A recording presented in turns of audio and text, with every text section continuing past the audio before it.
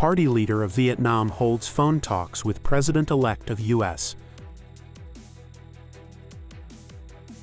President-elect Trump expected to name Marco Rubio as Secretary of State.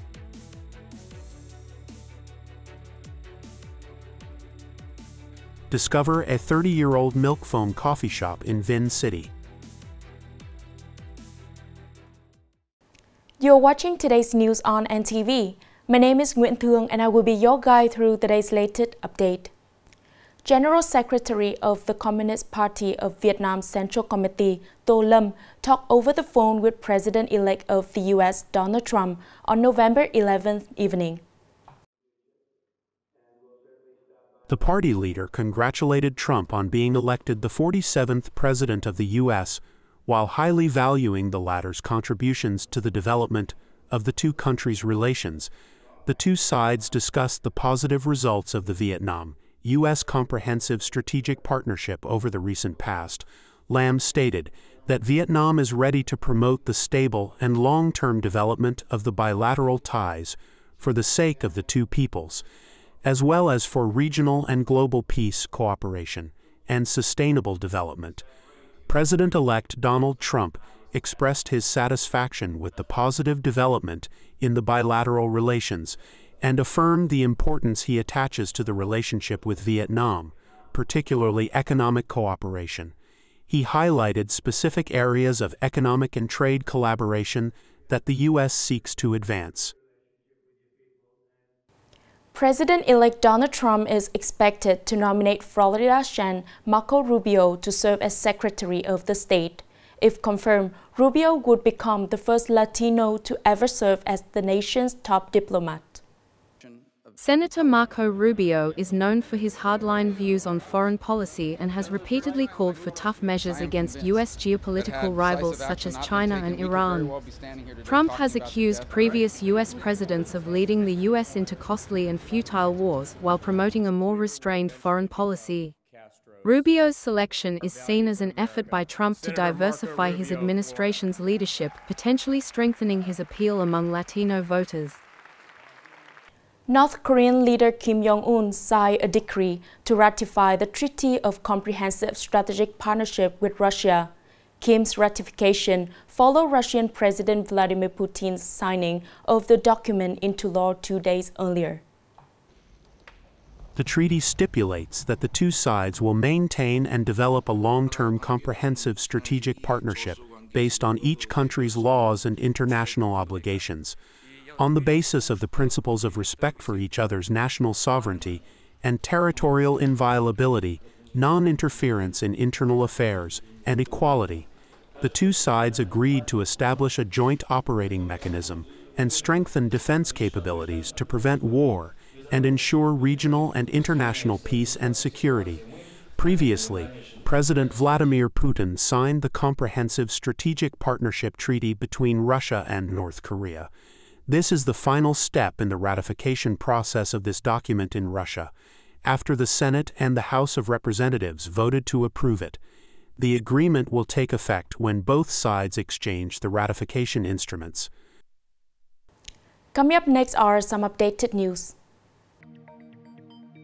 The People's Committee of Central Nghệ An Province has approved a plan to adjust the master planning for the Southeast Nghệ An Economic Zone by 2040. Nghệ An Province aims to develop the Southeast Economic Zone into a key, multi-sector economic zone, focusing on industry and strategic infrastructure with a total expected investment of over 96,000 billion Vietnamese dongs.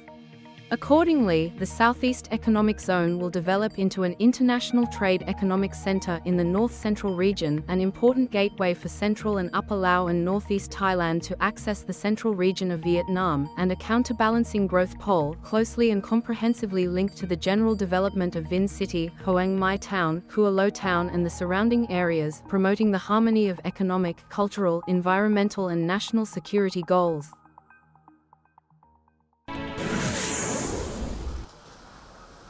Thanks to the increase in orders, the textile and garment industry's exports are gradually stabilizing after a year of many crises last year. Data recently released by the General Statistics Office shows that in the first 10 months this year, Textiles and garments ranked fourth in the group of products with the largest export turnover in the country, with 30.6 billion United States dollars, up 10.5% over the same period. The Vietnam Textile and Apparel Association, VITAS, commented that the textile and garment industry's export target of 44 billion United States dollars in 2024 is very feasible because the end of the year is the peak season for production orders for the Christmas and New Year holidays. Although the export picture is quite bright, businesses need to strictly manage production and business activities in line with the set plan, identify and prevent risks well to complete the annual plan and catch up with the trend next year. The 7th Hanoi International Film Festival, which took place over the past 5 days, brought to the capital's audience a brilliant film festival with excellent works from all over the world. With the theme, Cinema, Creativity, Takeoff, HANIFF 2024 continues to affirm its prestige, becoming a symbol of creativity and integration of Vietnamese cinema, while contributing to promoting the image of Hanoi, the capital of 1,000 years of culture. From more than 500 registered films, the organizing committee selected 117 feature and short films from 51 countries and territories. The only Vietnamese representative competing in the feature film category is Once Upon a Love Story by director Truyền Din Le Minh. This film also made its mark with the Promising Young Actor Award for Vietnamese actress Ngoc Xuan.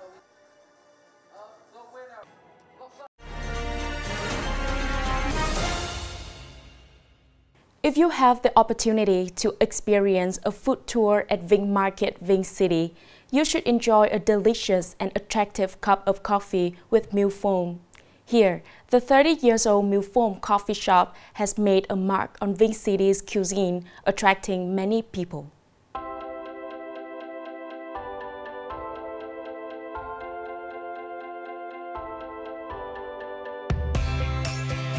When I was in the Army, I lived in Vung Tau in 1982. People in the South often drank coffee. At night, we often invited each other to drink coffee. After that, I learned how to make coffee and then created it myself. Opening the Milk Foam coffee shop since 1992 and only selling in a small corner of Vinh Market, Mr. Long is also one of the pioneers who brought this special coffee to Vinh and created it in his own way. Initially, the shop mainly served the surrounding traders.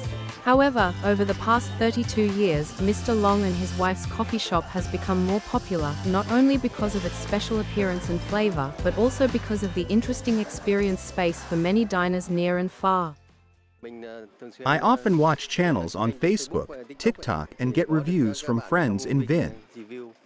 Then I know this coffee shop. Opening the Milk Foam coffee shop since 1992 and only selling in a small corner of Vinh Market, Mr. Long is also one of the pioneers who brought this special coffee to Vinh and created it in his own way.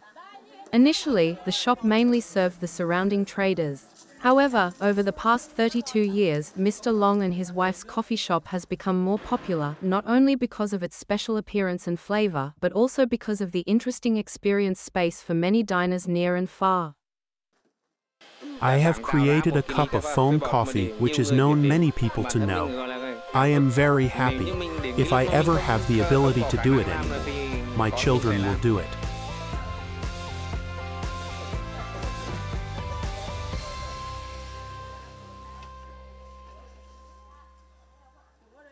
That is the end of today's news. Thanks for your watching and see you next time.